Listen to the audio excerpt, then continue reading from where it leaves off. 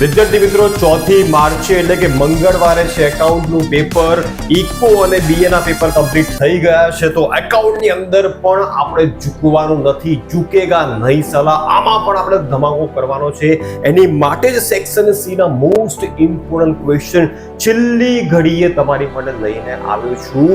આટલા વર્ષોના અનુભવો પરથી અને સૂઝબૂઝ પરથી અત્યાર સુધી જેટલા પણ વર્ષોમાં બોર્ડની પરીક્ષા લેવાઈ ત્યારે આઈએમપી ક્વેશ્ચન રિલીઝ કરવામાં આવતા હતા ધ કોમર્સ જંકશન ચેનલ ઉપર, અને એવરી યર 90% સુધીના આઈએમપી ક્વેશ્ચન્સ બોર્ડની પરીક્ષામાં જોવા મળતા હતા. તો આ વર્ષે પણ આ જેટલા આઈએમપી ક્વેશ્ચન્સ તમને હું આપવા જઈ રહ્યો છું, કડકડાટ તૈયાર કરી દેજો, જેથી સેક્શન સી ની અંદર આપણે 12 માંથી 12 માર્ક્સ લાવવાના જ છે. બિલકુલ પણ ભૂલ ના થાય, ચૂક ના થાય. અને બીજી તમને મારી સલાહ છે કે ખાલી વિડીયો જો ન કરશો, પ્રેક્ટિસ પણ કરજો. જાતે દાખલો ગણવાની પ્રેક્ટિસ કરેલી હશે તો જ રિઝલ્ટ મળશે, તો જ પરિણામ મળશે. ખાલી વિડીયો જોવાથી પરિણામ મળશે નહીં. તો વિડીયોને એન્ડ સુધી જોઈ લેજો અને વિડીયોમાં જે દાખલા મેં તમને કીધા હોય, જે થિયરીના કોન્સેપ્ટ તમને કીધા છે, એ બધા જ ડિટેલમાં જાતે ગણીને પ્રેક્ટિસ કરજો. તો 100% સેક્શન સી માં એકાઉન્ટના પેપરમાં 12 માંથી 12 માર્ક્સ તમારા પાક્કા. તો ચાલો શરૂ કરીએ.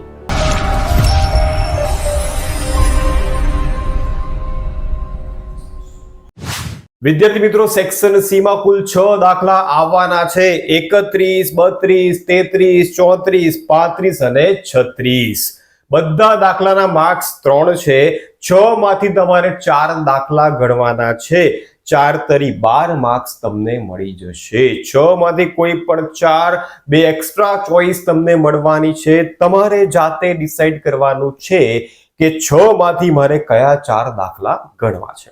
તો સૌથી પહેલો ક્વેશ્ચન સેક્શન સી નો 31 નંબરનો પ્રશ્ન, જે ચેપ્ટર નંબર 1 ભાગીદારી વિષય પ્રવેશમાંથી આવવાનો છે. એટલે એ તમારે પ્રોપર પરફેક્ટ તૈયાર કરી દેવાનું છે. એની માટે ઉદાહરણ નંબર 2, 3, 4, 7, 8, 9, 11 પર ભાર આપજો. આ બધા ઉદાહરણ એટલીસ્ટ એક વાર ગણીને પ્રેક્ટિસ કરી લેજો. જો તમને પાક્કા આવડતા હોય તેમ છતાં એક વાર પ્રેક્ટિસ કરી લેજો. સ્વાધ્યાયની અંદર આ ચેપ્ટરમાંથી ત્રીજાના જે પેટા નાના દાખલા તમને આપેલા છે, એમાં 1, 2, 3, 5, 7, 8, 9, 10, 11 અને જે રેડ કલર્સમાં દેખાય છે તો સૌથી વધુ ઇમ્પોર્ટન્ટ છે, જેના પર તમારે સૌથી વધુ ભાર આપવાનો છે. દાખલા તો બધા ગણવાના જ છે, પણ એક વસ્તુ યાદ રાખજો, જે રેડ કલરમાં દેખાય છે એની પર તમારે સૌથી વધુ ભાર આપવાનો છે. હવે જોઈ લઈએ કે શેના ચાન્સીસ સૌથી હાઈ છે.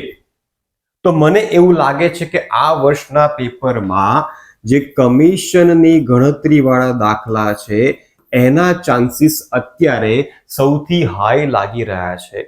ત્યાર પછી ભૂલ સુધારણા, આ તો ઓલ ટાઈમ હોટ ફેવરેટ હોય છે જ. જે તે ટીચરનું મોસ્ટલી બોર્ડના પેપરમાં સૌથી વધુ વખત આ ક્વેશ્ચન્સ પૂછાઈ ગયા છે. ત્યાર પછી જ્યારે 2 ભાગીદાર ત્રીજા ભાગીદારને ગેરંટી આપે એ દાખલો પણ પાક્કો કરી લેજો. અને સ્વાધ્યાયમાં ત્રીજાનો 11મો અને ઉદાહરણમાં 11મો બંને સેમ જ છે, એ દાખલો પણ પાક્કો કરી લેજો. આટલા ક્વેશ્ચન્સ કહી દો યાર. આમાંથી જ એક દાખલો બોર્ડની પરીક્ષામાં તમને ક્વેશ્ચન નંબર 31 જોવા મળશે. અને આ 2 કોન્સેપ્ટ મેં જે તમને કીધા છે આના પર વધુ ભાર આપજો. એની માટે બીજો ત્રીજો જે દાખલો છે કમિશન વાળા છે, અને 7 અને 8 જે છે ભૂલ સુધારણા વાળા છે. એટલે કે મૂડી પર વ્યાજ ગણવાનું રહી ગયું હોય, ઉપાડ ઉપર વ્યાજ ગણવાનું રહી ગયું, એના પર સૌથી વધુ ભાર આપજો.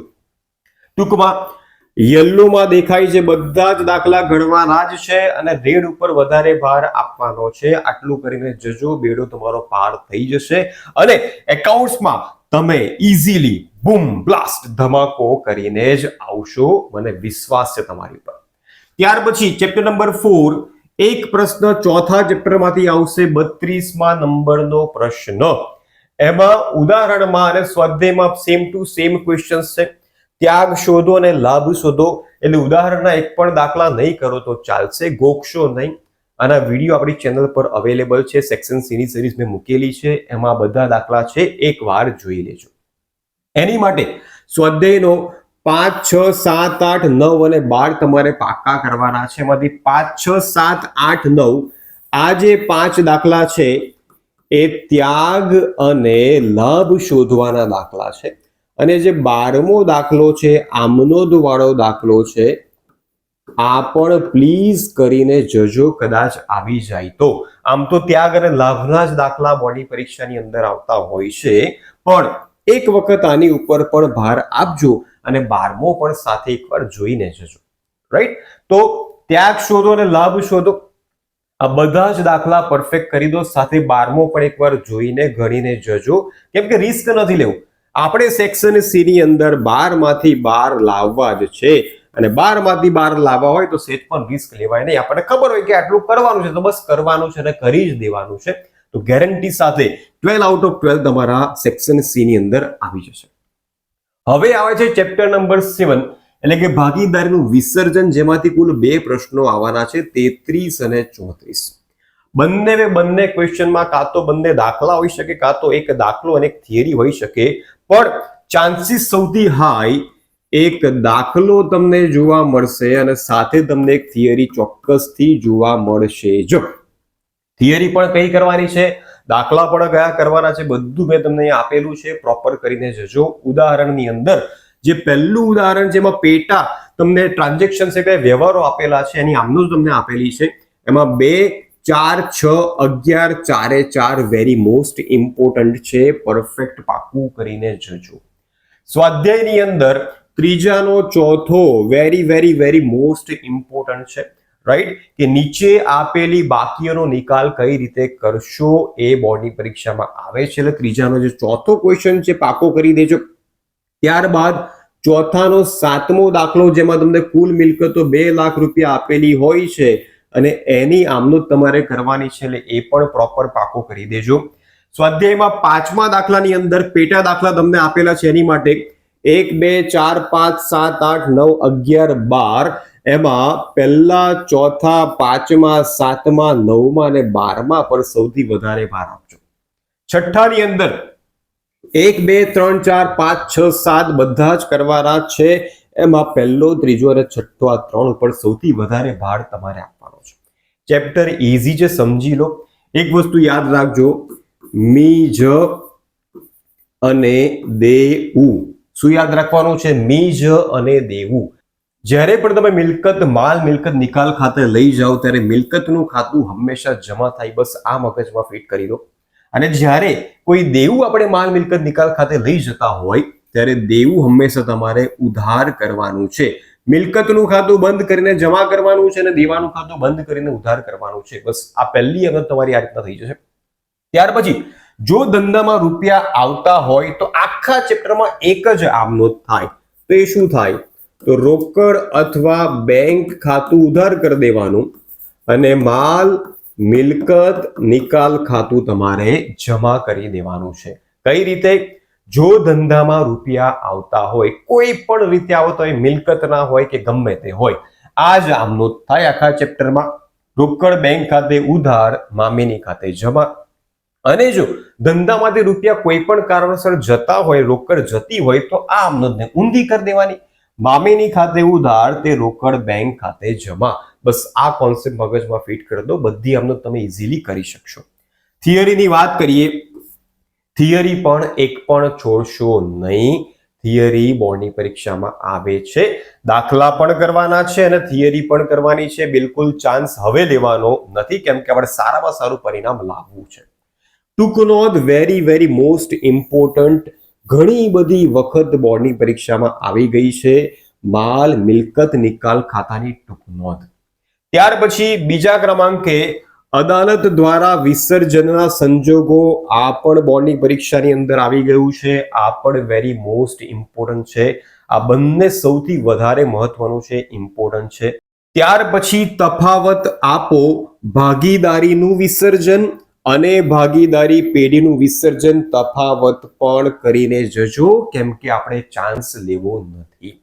થિયરી માટે તમારે આ 3 પ્રશ્નો પાકા કરી દેવાના છે. ચોપડીમાં તમને આન્સર આપેલો જ છે, એમાંથી જ તૈયાર કરીને જજો.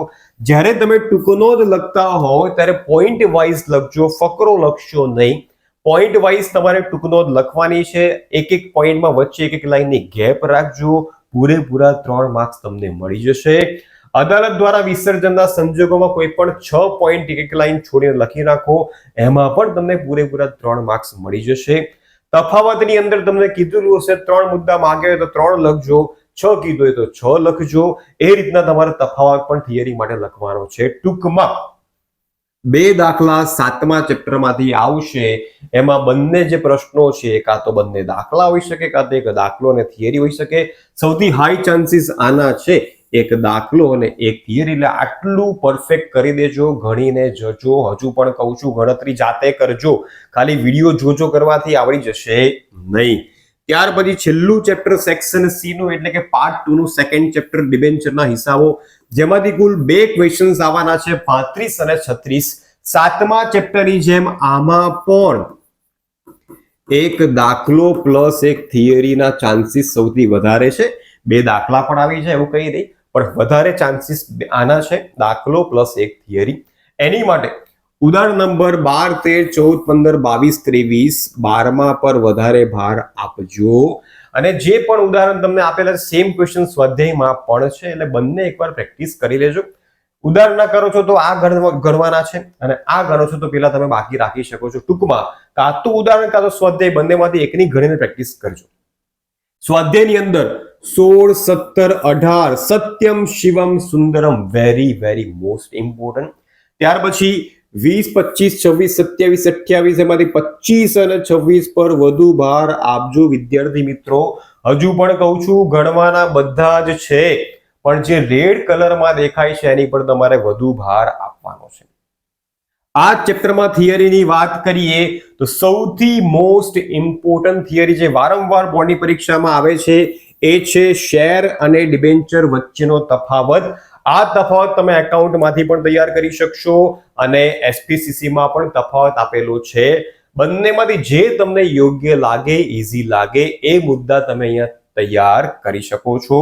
બીજા ક્રમાંકે ડિબેન્ચરના પ્રકારો ચર્ચો, આ પણ એકવાર વાંચીને જજો, મુદ્દા તૈયાર કરીને જજો. ત્રીજો ક્વેશ્ચન, ડિબેન્ચર બહાર પાડવા અંગેની વિધિ, આ પણ તમારે કડકડાટ તૈયાર કરવાનું છે. થિયરીમાં બિલકુલ ચાન્સ ના લેશો, વારંવાર લખીને કાં તો વાંચીને બોલીને તૈયાર કરજો, યાદ રહી જશે ઇઝીલી. તો આ ચેપ્ટરમાં પણ તમારે 3 થિયરીના પોઈન્ટ તૈયાર કરવાના છે, આટલા ઉદાહરણ, આટલા સ્વાધ્યાયના પ્રશ્નો તૈયાર કરવાના છે. હવે દાખલામાં ચાન્સીસ કયા છે એ પણ હું તમને કહી દઉં. શક્યતા કેટલી છે? કાં તો 12મો જે દાખલો છે ઉદાહરણનો, એમાં તમને 3 કેસ આપેલા છે. એક તો મૂળ કિંમતે બહાર પાડવા, પ્રીમિયમથી બહાર પાડવા, વટાવથી બહાર પાડવા. પણ જે પરત કરવાનું છે 3 કેસમાં મૂળ કિંમતથી જ પરત કરવાનું કીધેલું છે, તો એ દાખલો આવી શકે છે. એની આમનોંધ તમારે લખવાની છે, બબ્બે આમનોંધ તમારે લખવાની છે. જો એ નથી આવતો તો 16, 17, 18 માંથી એક પાક્કો, એટલે કે મૂળ કિંમતે બહાર પાડવાના, પ્રીમિયમથી પરત કરવાના, પ્રીમિયમથી બહાર પાડવાના, પ્રીમિયમથી પરત કરવાના, વટાવથી બહાર પાડવાના પણ પ્રીમિયમથી પરત કરવાના. એટલે 3 જે દાખલા છે સત્યમ, શિવમ અને સુંદરમ, એમાં જે પરત કરવાનું છે પ્રીમિયમથી છે, અહીંયા પરત કરવાનું જે છે મૂળ કિંમતે છે, જ્યારે આ 3 ની અંદર પ્રીમિયમથી પરત કરવાના છે.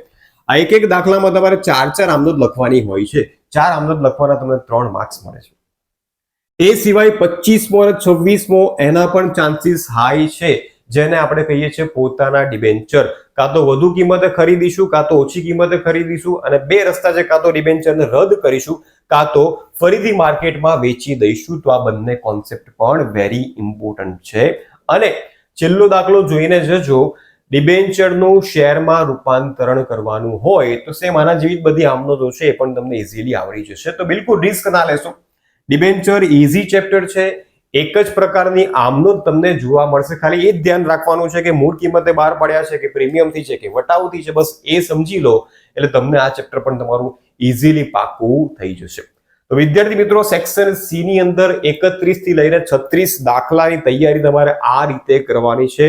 અને 12 ગમે તે થાય બસ લાવવાના જ છે. એક પણ માર્ક્સ આમાં કટ થવો જોઈએ નહીં. સેક્શન સી અને ડી સૌથી વધુ ઇમ્પોર્ટન્ટ છે. 12 માર્ક્સ તમે ઇઝીલી લાવી શકો છો, એટલે મહેનત કરજો. વિડીયો તમને કેવો લાગે કમેન્ટ કરીને મને ચોક્કસથી જણાવજો. ફરીથી મળીશું આપણા નવા વિડીયોમાં, ત્યાં સુધી આવજો.